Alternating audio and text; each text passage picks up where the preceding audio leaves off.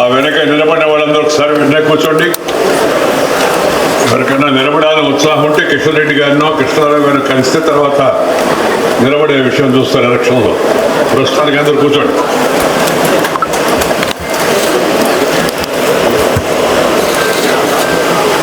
ఈరోజు ఈ కార్యక్రమానికి ఆద్యులు రూపకర్త శ్రీ కిషన్ రావు గారు, ఆ తర్వాత మనకి అనేక రకాలైన ప్రాచీన సంగీత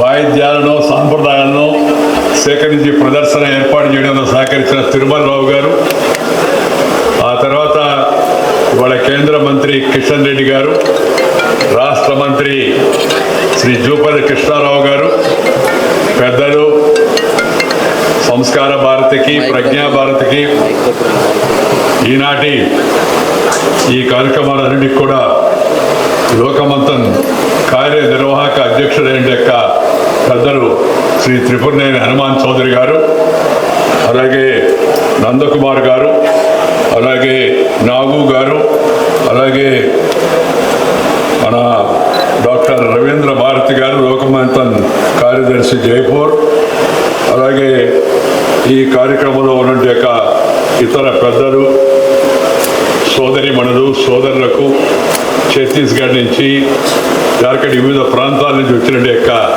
ఈ కళాకారులందరికీ నా అభినందనలు, నా ధన్యవాదాలు, నమస్కారాలు. నేను మామూలుగా అయితే ఏ కార్యక్రమం అయినా సరే ఆఖరిగా మాట్లాడతాను. ఈరోజు ముందెందుకు మాట్లాడతానంటే నేను ఇప్పుడు ఒక 20 నిమిషాల్లో ఇక్కడి నుంచి బయలుదేరి ముంబై వెళ్ళి, ముంబై నుంచి దోహా, ఖతార్లో ఉన్న దోహా రాజ్యానికి చేరుకోవాల్సి ఉంది. అక్కడ రేపు ప్రపంచ తెలుగు సాహితీ సదస్సు ఉంది. అందుకని అంత దూరం ప్రయాణం చేస్తున్నారు. వాళ్ళందరూ అంత మంచి పని చేస్తుంటే మనం కూడా వెళ్ళి వాడితో కలవడం మంచిదనే ఉద్దేశంతో. కాబట్టి నేను ఎక్కువసేపు ఉండలేను, మధ్యలో వెళుతున్నందుకు క్షమించవలసిందిగా అందరినీ కోరుతున్నాను. ఈ హైదరాబాద్ వేదికగా జరుగుతున్న లోకమంతన్ కార్యక్రమంలో భాగంగా ఇక్కడ ఏర్పాటు చేసిన ప్రదర్శనను ప్రారంభించడం, తిలకించడం, ఆ సంగీతాన్ని ఆలకించడం, గమనీయమైన యొక్క ఈ కార్యక్రమాలను వీక్షించడం, ఇవన్నీ కూడా చాలా ఆనందంగా ఉంది. ఈ కార్యక్రమాన్ని చొరవ తీసుకొని మన రాష్ట్రంలో అంటే ఈ హైదరాబాద్ నగరంలో ఏర్పాటు చేసిన శ్రీ కిషన్ రెడ్డి గారిని ప్రత్యేకంగా నేను అభినందిస్తూ ఉన్నాను. The underlying idea of this event is to decolonize the minds of Indians and to foster a sense of pride and commitment to Bharatiya intellectual discourse, culture, heritage, music and dance. That is the purpose of this program. It's a noble idea behind the program. I am really happy to be amidst you all to inaugurate this program. This is really commendable. This is what Prajna Bharati has been doing for years as a nationalist organization. And you all know it has devoted itself to the nation building and revival of our culture and heritage. In other words, my important point for today is go back to roots. తిరిగి మూలాలకు వెళ్ళండి. ఈ సుందరమైన కార్యక్రమాన్ని చూస్తూ ఉంటే, ఆ ప్రదర్శనలు తిలకిస్తూ ఉంటే, ఆ వాయిద్యాలను వారు చెప్తూ ఉంటే, వాటిని వింటూ ఉంటే ఎంత సంతోషంగా ఉందో చెప్పలేను. అపరిమితమైన ఆనందం ఉంది. ఎందుకంటే అవి వీధులకు విందు గావించడం, మనందరికీ మనసుకి ఎంతో రంజింప చేయడం, సంతోషింపజేసే శక్తి ఆ సంగీత సాధనాల్లో నిమిడి ఉంది. అలాంటి సాధనాలు మనకి ఆది కాలం నుంచి, వేదకాలం నుంచి, పుణ్యకాలం నుంచి, పురాణ కాలం నుంచి మన పూర్వీకులు అనుభవించి, రంగరించి, మేళవించి వారసత్వంగా మనకు అందించిన సంస్కృతులు అవన్నీ ఒక భాగం అని చెప్పడానికి మనందరం గర్వపడాలా. వాటిని గుర్తుపెట్టుకోవాలా, వాటిని పరిరక్షించుకోవాలా. ये बहुत जरूरी है, क्योंकि हमारा पूर्वजों ने अपना जीवन में ये सब अनुभव किया और विरासत में हमको दिया है। इसलिए हम गर्व महसूस कर रहे हैं आज छत्तीसगढ़ से और अन्य इलाका से, हमारा आदिलाबाद से यहाँ और अन्य इलाका से हमारा गिरिजन बंधु, आदिवासी बंधु अपना सब परिकर लेके यहाँ आना, हमको सबको आनंद दिलाना बहुत आनंददायक है। इसलिए मैं उनको शुभकामना देता हूँ। God bless you for your wonderful music and also your presence here in today's meeting. मैंने अभी अभी कहा हमारा पूर्वजों ने जो दिया हमको विरासत में मिला, इसको कायम रखना हमारा कर्तव्य है। It is our duty to really identify, encourage and also give support to such efforts by these great tribal, what we call as tribal आदिवासी समुदाय को हम सब लोग बधाई देना चाहिए, अभिनंदन करना चाहिए। I am glad to note that the Prajna Pravah here in Telangana engages in various programs with respect to Indian culture, philosophy and literature. ఈ రోజు మనందరం కూడా మీరందరూ ఈ రోజు నుంచి 4 రోజుల పాటు జరిగే ఈ ప్రదర్శన చూసేటికి అవకాశం భాగ్యనగర వాసులకు కలుగుతూ ఉంది. అలాగే తెలంగాణ ప్రాంతంలో దగ్గర, ఆంధ్ర ప్రాంతంలో దగ్గర నుంచి చూసేవాడికి కూడా ఇది మహత్తరమైన అవకాశం. ఈ అవకాశాన్ని ఉపయోగించుకోవాల్సిగా నేను ప్రజలందరినీ కోరుతూ ఉన్నాను.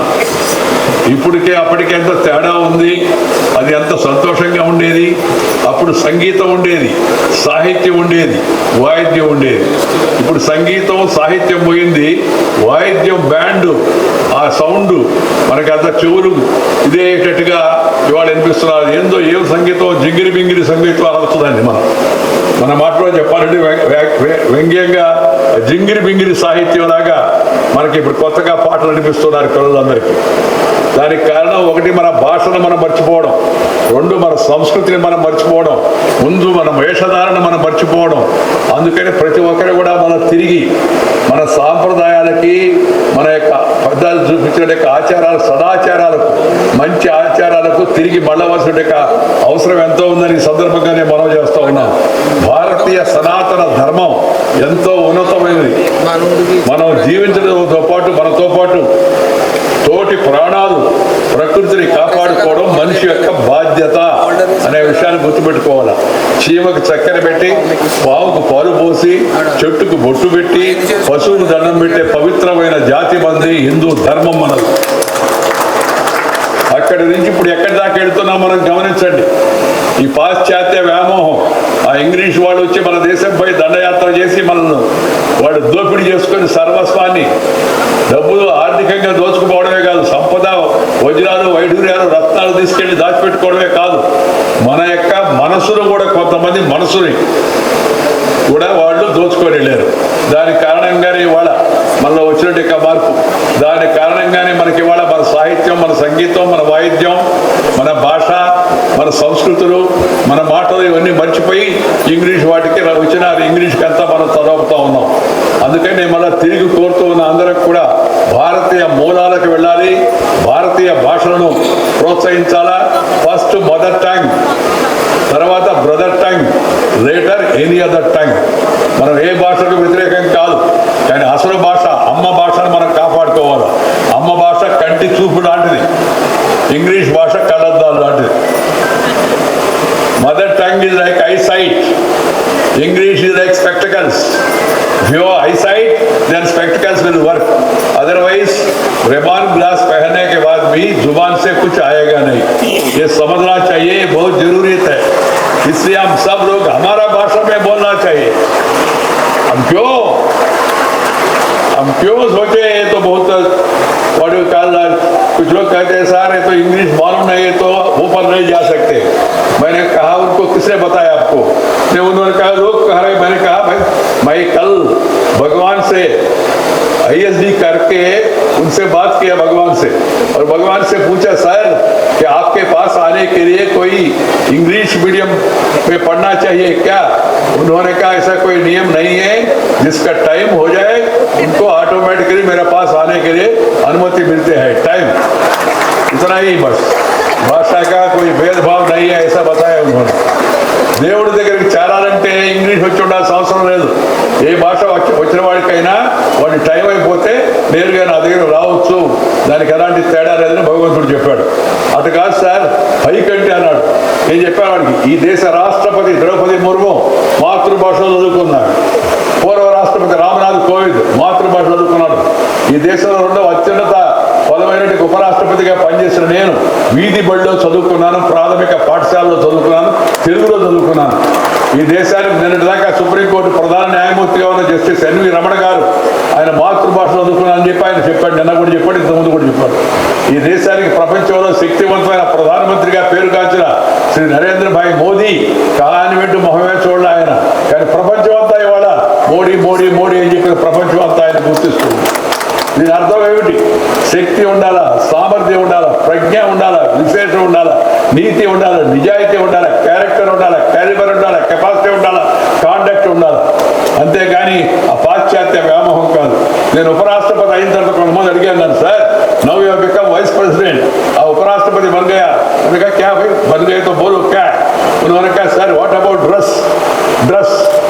मैंने कहा कोई ड्रेस चेंज करने का सवाल नहीं है, वही ड्रेस होगा, no change of dress, only change of address, इतना ही होगा ऐसा कहा।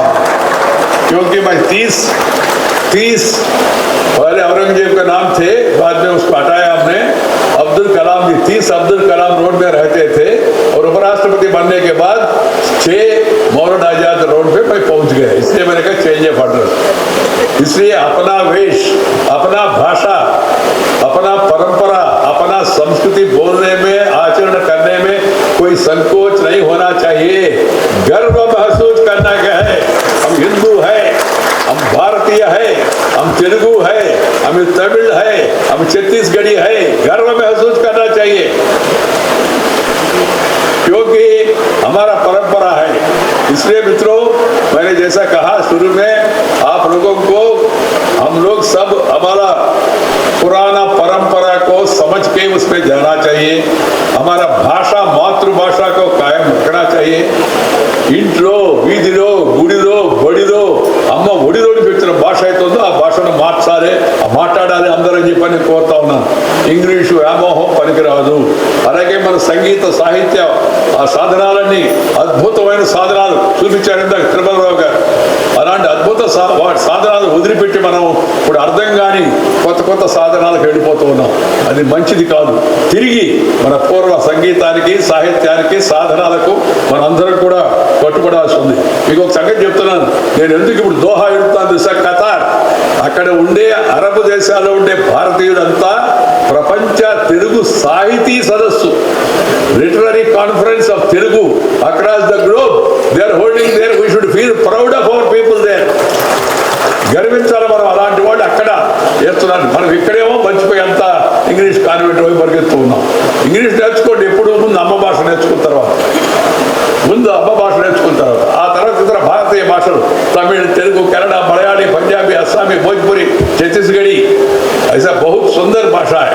ఆ ఛత్తీస్గఢ్ పాట పాడుతుంటే ఇందాక వెళ్ళారు కదా, భాష రాకపోయినా ఎంత మనసుకు ఎంత ఆనందంగా ఉందో చూడండి, ఎంత సంతోషంగా వాళ్ళు ఆలాపించారో చూడండి. అలాంటి వాటిని మనం మర్చిపోకూడదని మీ అందరికీ కూడా మనవి చేస్తూ, ప్రతి రాయిలో చివరకు, ప్రతి జీవిలో చివరకు నీరు, నేల, గాలి, ఆకాశం, ఇలా అన్నిటిలో భగవంతుడిని చూడగలిగిన సంస్కృతి భారతీయుల యొక్క సొంతం. అందువల్ల అలాంటి సంస్కృతిని మనం అందరం కాపాడుకున్నాము. బ్రహ్మచర్యం, గృహస్థం, వానప్రస్థం, సన్యాసం అనే ఈ చతురాశ్రమ ధర్మాలను మన సంస్కృతి నిర్వహించింది. బ్రహ్మచర్యంలో భాగంగా అడవుల్లో విద్యాభ్యాసం చేసేవాళ్ళు ఇప్పుడు రాజులు కూడా వెళ్ళి గురువుల దగ్గర, రాజకుమారులు అయినా సరే, గృహస్థ ధర్మంలో సమాజ సేవలో తరించి ఆ వయసు తర్వాత వానప్రస్థంలో ప్రవేశించి ప్రకృతితో తిరిగి మమేకం కావడం మన యొక్క జీవన పద్ధతి. ఆ తర్వాత ఆత్మ సాక్షాత్కారానికై ఆ భగవంతుడిని ఆధ్యాత్మిక భావన చేయడం, ఇది మన భారతీయ పద్ధతి. దీని అందరూ కూడా జీవితంలో గుర్తుపెట్టుకోవాలా. ఈ విషయంలో ఆహార విహారాలకు ప్రత్యేక మూలం ఏటుందో అది మన ప్రకృతి. ఆ ప్రకృతికి మనం స్నేహంగా ఉండాలి. Be friendly with the nature culture together for your bright future. This is my advice to all the youngsters. Nature culture together for bright future. Keep this in mind, you will shine in life. అందరూ మన పిల్లలకు కూడా పాత అలవాట్లు నేర్పించాలి. ఉదయాన్నే లేయాలి, సూర్యోదయంతో లేయాలి, సూర్యాస్తమయానికి పని పూర్తి చేసుకోవాలి. ఇది అందరికి అలవాటు చేయాలి. బాగా నిదానంగా ఆలస్యంగా చేస్తున్నారు. ఏమంటే రాత్రి అంతా పని చేశాడే, ఏం పని చేశాడే అని అడిగాను నేను. బాగా బిజీగా ఉన్నాడు సార్ అన్నాడు. వాళ్ళ అబ్బాయిని పిలిచి ఒకసారి, నిన్న ఏం పని చేసావు కాగితం మీద రాయన్నా, కాగితం మీద రాయమన్నా. సరే రాసుకొచ్చాడు అతను పూర్తి కాగితం అంతా చదివా. ఉదయాన బిజీగా ఉన్నా, మధ్యాహ్నం బిజీగా ఉన్నా, సాయంత్రం బిజీగా ఉన్నా, రాత్రి బిజీగా ఉన్నాను. ఏం బిజీ అంటే ఏం బిజీ, బిజీగా ఉన్నాను, బిజీ. పనికి మాలిన పనులు చేస్తున్నాం చాలామంది. దయచేసి దీన్ని సమయాన్ని సదుపయోగం చేయాలా. మనకు ఇదొక అదృష్టం ఈ జీవితం. ఆ జీవితాన్ని బాగుపరుచుకొని మెరుగుపరుచుకొని 10 మందికి ఉపయోగపడే విధంగా, 10 మందిని ఆనందింపజేయ విధంగా మనం కానీ ఆ విధంగా ఆలోచన చేసి కష్టపడి ఇష్టపడితే నష్టపడేది ఏమి లేదు.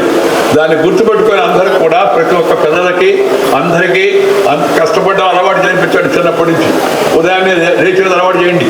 ఆ తర్వాత కాస్త వ్యాయామం, నడక, పరుగు, జాగింగ్, వాకింగ్, రన్నింగ్, లేకపోతే some yoga, some exercise. Yoga నాకేమొస్తుంది సార్ అడిగాడు ఒకడు.